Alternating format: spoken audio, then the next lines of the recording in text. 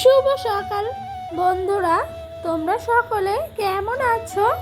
আশা করছি যে যেখান থেকে আমার ব্লগটা দেখছো সকলে ভালো আছো। তোমাদের আশীর্বাদ আর ভালোবাসা সাথে নিয়ে আজকের ভিডিওটা শুরু করেছি। তো বন্ধুরা, এখন বাজে ঘড়ির কাঁটায় ঠিক 5:55। তো আজকে এখন থেকে ব্লগটা স্টার্ট করেছি। তো ঘুমের থেকে উঠেই দেখছি আজকে বেশ সকাল সকাল চনমনে একটা রোদ্দুর উঠেছে। তো সেই কারণে যেসব পাতাগুলো আমাদের উঠানে পড়েছিল সেগুলো মুড়ো ঝাঁটাই করে একটু ঝাঁট দিয়ে দিচ্ছিলাম। কেন বলো তো, এখন যদি বড় ঝাঁটা দিয়ে ঝাঁট দিই না, একটাও ঝাঁট দেওয়া হবে না।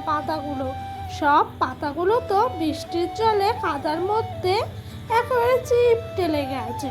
সেই জন্য আজকে মুড়ো ঝাঁটা দিয়ে ঝাঁট দিয়ে দিলাম। তো তারপর ঘরটা মুছে নিলাম। তারপরে জানো তো, এই যে মুড়ো ঝাঁটাটা আছে না, এর মধ্যে পুরো কাদা কাদা হয়েছিল। তার জন্য জল দিয়ে একটু ভালো করে ঝেড়ে ঝেড়ে ঝাঁট দিচ্ছিলাম। তারপরে জানো তো, ডোডোর কালকে জামা কাপড় যেগুলো ছিল, বেশি সেরকম হয়নি জামা কাপড়, অল্প কটাই হয়েছিল, 3-4টে মতো। তো সেই জামা কাপড়গুলো আর ডোডোর কিছু ক্যাতা নিয়ে চলে এলাম কুয়োর পাড়ে। সেগুলো একটু ধুয়ে গেছে রেখে দিচ্ছিলাম। আর আজকে জানো তো, ওয়েদারটা সুন্দর বলে ভাবছিলাম যে কিছু জামা কাপড় আছে কাচবো। তো তারপরে তো যা বৃষ্টি শুরু হলো, ভয়ে আর কিচ্ছু বের করতে পারিনি। সকাল সকাল রোদ উঠলো, বেলার দিকে কিন্তু অনেকটাই বৃষ্টি হচ্ছিল। তো বন্ধুরা, তোমাদেরকে প্রথমেই বলে রাখি, তোমরা যারা যারা আমার ভিডিওটা দেখছো প্লিজ স্কিপ করে দেখো না, পুরো ভিডিওটা দেখার অনুরোধ রইল। আর আমার ভিডিওটা তোমাদের যদি ভালো লাগে থাকে তাহলে প্লিজ চ্যানেলটা সাবস্ক্রাইব করো, আর পাশে থাকা বেল বাটনটা অবশ্যই কিন্তু প্রেস করে দিও। কারণ কি বলো তো, আমার নতুন নতুন ভিডিওগুলো তোমাদের কাছে সবার আগে পৌঁছে যাবে। আর বন্ধুরা, ভিডিওটা যদি আরও ভালো লেগে থাকে তাহলে লাইক কমেন্ট করে যেতে একদমই ভুলবে না। তো তোমাদের সঙ্গে গল্প করতে করতে ওইদিকে আমার জামা কাপড়গুলো মেলা হয়ে গেছে। তারপরে একটু চা বিস্কুট খেয়ে নিলাম। তারপরে জানো তো, ডোডোকে একটু সেরেল্যাক্স গুলিয়ে খাইয়ে দিচ্ছিলাম। তো আজকে ডোডোর সেরেল্যাক্সটা শেষ হয়ে গেছে। তো তারপরে জানো তো, এই যে সকালে খাওয়া দাওয়া, আজকে আমার শাশুড়ি মা তাড়াহুড়া করে শুধু আলু সেদ্ধ ভাত বসিয়েছে। কেন জানো তো, ডোডোর বাবা খেয়ে দিয়ে কাজে যাবে, ওর একটু তাড়াহুড়া আছে বলে।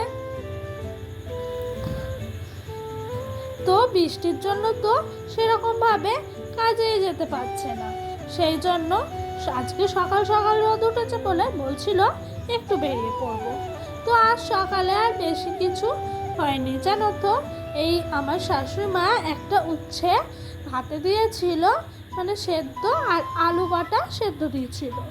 আর আমি জানো তো শুধু শুধু আলু সেদ্ধ দিয়ে ভাত খেতে পারি না, একটু ডাল বা অন্য কিছু লাগে। তার জন্য আমি একটু ভাতের মধ্যে ভাতের মাড় নিয়ে নিলাম। তো ভাতের মাড় দিয়ে আলু সেদ্ধ দিয়ে ভাত খেতে আমার কিন্তু খুব ভালো লাগে। তো বন্ধুরা জানো, এই যে হেলেঞ্চার শাক, এগুলো আমাদের পাশের জমিতে খুব সুন্দর হয়েছে। বৃষ্টির ওয়েদার, বর্ষাকালে শাকসবজি তো লকলকিয়ে ওঠে, সেরকমই কিছু হেলেঞ্চার শাক লকলকিয়ে উঠেছিল। তাই আমি ভাবলাম একটু আমাদের বাড়ির পাশ দিয়ে দিয়ে তুলে আনি। তো সেই রকমই এক ঝুড়ি মতো হেলেঞ্চার শাক নিয়ে এসেছি। তো এই শাকটাকে অনেকে হয়তো মোলেঞ্চা, আবার অনেকে অনেক নামে বলে। আমি কিন্তু বিয়ের আগে থেকে হেলেঞ্চা বলেই অভ্যস্ত, আমি আর মোলেঞ্চা বা অন্য কিছু বলতে পারি না। তো এই শাকগুলো কেটে নিচ্ছিলাম। তারপরে এই যে দেখো, মুষলধারা বৃষ্টি শুরু হলো। সংসারের কাজকর্ম করতে যে এত কষ্ট হয় বৃষ্টির দিনে, কি বলবো। আমি জানো তো হাত গুনছি আর ক মাস আছে এই বর্ষাটা গেলেই একটু রেহাই পাই বৃষ্টির হাত থেকে। কারণ কি বলতো, আমাদের তো বাড়িতে উঠানটা অনেকটা বড় আর কাদা কাদা হয়ে যায়।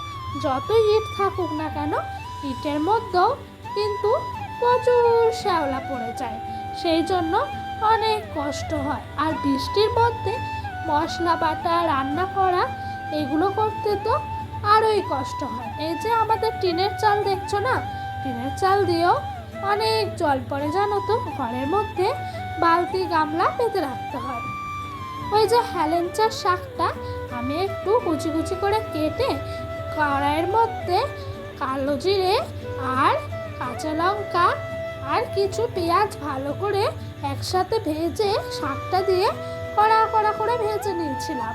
তো সেই শাকটায় একটু বেটে নিচ্ছিলাম শিলে। তো আমার জানো তো শিলে বাটা শাক খেতে কিন্তু খুব ভাল লাগে। মিক্সি বা অন্য কিছুতে বাটলে মনে হয় না শিলে বাটার মতো টেস্ট হয়েছে। সেই জন্য আমি যতই কষ্ট হোক না কেন, তার জন্য শিলেই বাটলাম। আর শিলে বাটতে গেলে কষ্ট বলতে, এই যে বৃষ্টি পড়ছে, টপ টপ করে বৃষ্টির জলগুলো গাছ থেকে বেয়ে বেয়ে আমার গায়ে পড়ছে। আজকে এই হেলেঞ্চার শাক বাটতে গিয়ে পুরো ভিজে গেছি, কিন্তু ভেজার পরে না স্নান করে নিয়েছি, সেই জন্য খুব একটা শরীর খারাপ হয়নি। আর যদি ভেজা নাইটিটা সারাক্ষণ পরে থাকতাম না, তাহলে অনেক শরীর খারাপ হতো। তো এই যে দেখেছো হেলেঞ্চার শাকটা বাটা, সবাই আজ বলেছে খুব ভালো হয়েছে। বিশেষ করে আমার শ্বশুর মশাই আর আমার বর বলেছে আজ হেলেঞ্চার শাক বাটাটা খুব টেস্ট হয়েছে। আমারও খুব ভালো লাগে গো বন্ধুরা, একটু বাটাবুটি হলে মনে হয় ভাত খেতে খুব ভাল লাগে। আর এইখানে তোমার 6টা ডিম আছে। তো এই ডিমগুলো একটু কড়াইয়ের মধ্যে হালকা হালকা করে ভেজে নিচ্ছিলাম। আলু দিয়ে ঝোল রান্না করব ডিমের।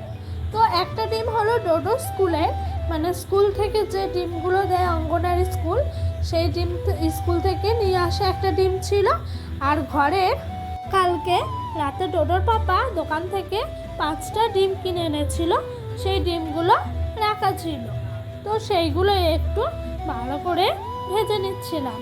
তারপরে জানো তো বন্ধুরা, আমাদের কাছে না কিছু এই যে মানে লতি হয়েছে, সেগুলোই ডোডোর পাপা একটু তুলে নিয়ে এলো।